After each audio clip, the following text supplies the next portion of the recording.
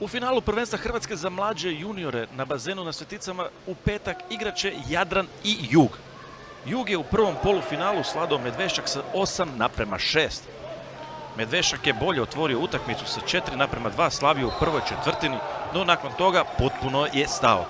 Velike zasluge za to idu odličnom vrataru Juga Marinu Bajurinu, koji je do kraja utakmice skupio čak 18 obrana iz 24 udarca, što je nevjerojatnih 75%.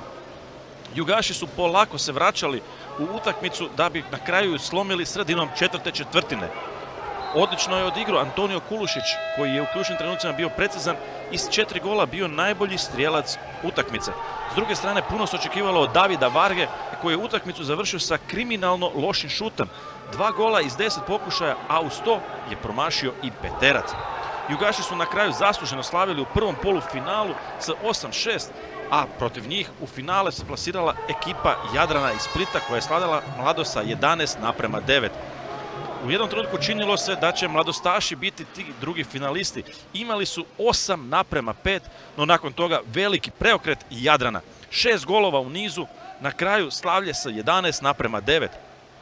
Ključne golove postigao je Ante Domazet, koji je na kraju ih imao 4 na svom kontu, dok je drugi strijelac u ekipi Jadrana bio Duje Burazin. S druge strane, Denis Sape postigao je 4 gola, no nisu ga pratili ostali igrači.